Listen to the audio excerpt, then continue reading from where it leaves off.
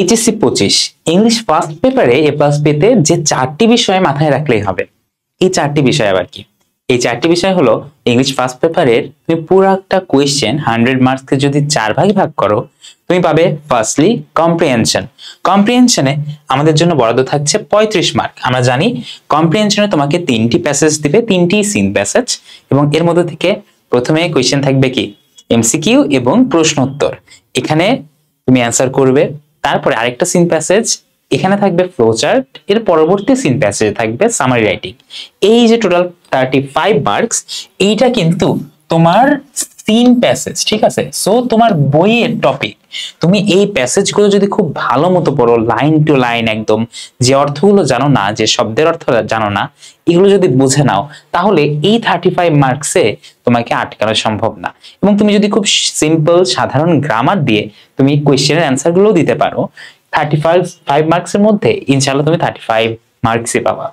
এরপরে দেখো with clues এবং উইদাউট ক্লুজ। আমরা জানি উইথ ক্লুজ এবং উইদাউট ক্লুজে 15 মার্ক বরাদ্দ থাকছে। আমাদের একটা ব্যাপার আছে কি, আমরা উইথ ক্লু এবং উইদাউট ক্লুজের কনসেপ্টটাই বুঝি না। কেননা আমরা বুঝি না কোন শূন্যস্থানে কোন পার্টস অফ স্পিচ বসবে। আমাদের কিছুটা কমন সেন্স এবং কিছুটা আইকিউ খাটিয়ে উত্তর করতে হবে। যেমন তোমাকে নাউনের আগে একটা গ্যাপ দিয়েছে, তুমি বুঝতে পারছো যে এর আগে নাউনকে মডিফাই করছে এমন একটা ওয়ার্ড বসবে। সো তুমি ন্যাচারালি কি বসাবা? অ্যাডজেক্টিভ বসাবা। এই যে কোন গ্যাপে তুমি কোন টাইপের ওয়ার্ড বসাবা, স্পেশালি উইদাউট ক্লুতে তোমার কিছু প্র্যাকটিস অনেক প্রয়োজন আছে। So practice more and more board question বিশেষ করে সলভ করো।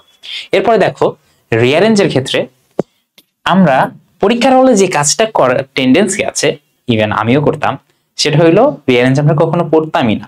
পরীক্ষার হলে গিয়ে এই দোস্ত একটু দেখাতো, তারপর দোস্ত সিরিয়াল বল, দূর থেকে বল, এরপরে কি এ ডি ই, এই যে এই কাজটা করা যাবে না, ঠিক আছে? এই কাজটা আমরা সবাই করি, বাট এই কাজটা আমি এখন সাজেস্ট করতেছি। কেননা তুমি যদি প্রতিদিন একটা দুইটা করে রিঅ্যারেঞ্জ দেখে রাখো, রিঅ্যারেঞ্জ গুলো কিরকম হয় বলতো? আমাদের যে রিঅ্যারেঞ্জ গুলো আছে এগুলো ইউজুয়ালি পার্সোনালিটি, ধরো শেখ সাদি বা কাজী নজরুল, অথবা কোন একটা টাইম লাইন বেসড হয়, তাই না?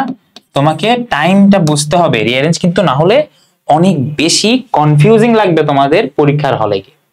সো রিঅ্যারেঞ্জ প্র্যাকটিস যদি করি আমরা প্রতিদিন একটু একটু, পরীক্ষার আগে গিয়ে হুট করে সব নিয়ে বসলে কিন্তু অনেক খিচুড়ি পেকে যাবে। রাইটিং পার্টে আমাদের কি থাকে? রাইটিং পার্টে আমাদের মূলত completing story, graph and chart এবং ইনফর্মাল লেটার, এই 3টা আইটেম মিলে আমরা কত মার্ক অ্যান্সার করছি? টোটাল 40 মার্ক অ্যান্সার করছি। এই 40 মার্ক আমাদের খুব কেয়ারফুল থাকতে হবে। ইনফর্মাল লেটার লেখার আমরা ছোটবেলা থেকে লিখতেছি, কিন্তু ফরম্যাটটা ঠিক রাখতে হবে। গ্রাফ এন্ড চার্ট অবান্তর অপ্রাসঙ্গিক কিছু লিখবো না, ইররিলেভেন্ট কিছু লিখবো না, প্রাসঙ্গিক কথা বলবো, ইজিলি মার্ক পেয়ে যাবো, ঠিক আছে? এবং কমপ্লিটিং স্টোরির ক্ষেত্রেও কোনো কমন যদি স্টোরি আসে, আমাদের মূল ভাবটা ঠিক রাখতে হবে এবং স্টোরিটাও ঠিক রাখতে হবে। আনকমন যদি আসে, খুব সুন্দরভাবে নিজের মাথার মধ্যে একটা স্টোরি তৈরি করতে হবে। এই যে তোমাদের বললাম 35, 15, 10, 40, তুমি যদি এভাবে ভাগ করে নাও এবং ভাগ করে করে নিজেদের মতো প্রিপারেশনটা নিতে থাকো। ধরো রিঅ্যারেঞ্জ তুমি পরীক্ষার আগে গিয়ে বসবা না, তুমি রেগুলারলি একটু একটু করে পড়ো। উইদাউট ক্লুজ, উইথ ক্লুজে ঝামেলা হচ্ছে, তুমি রুলস গুলা বোঝার চেষ্টা করো, কোন গ্যাপে কোনটা কেন হলো। সর্বোপরি অনেক অনেক প্র্যাকটিস করো। তুমি যদি বোর্ড কোয়েশ্চেন সলভ করো, আমি প্রায়ই বলে থাকি, তুমি যদি এই 2 বছর কোনো পড়াশোনাই না করে থাকো তবু এইচএসসি তে প্লাস পাওয়া সম্ভব। যদিও এটা অ্যাডমিশনের জন্য খুব একটা ফলপ্রসূ না, তবে এইচএসসি তে এ প্লাস পাওয়া সম্ভব শুধু বোর্ড কোয়েশ্চেন সলভ করে। কেননা বোর্ড কোয়েশ্চেন গুলো ইন্টার রিলেটেড হয় এবং রিপিট হয়, ঠিক আছে? সো ইনশাআল্লাহ আমরা পরীক্ষায় অনেক অনেক ভালো করব। পড়াশোনা জারি রাখো, ভালো মতো খাওয়া দাওয়া করো, সুস্থ থাকো। হোপফুলি দেখা হবে আরেকটা ভিডিও।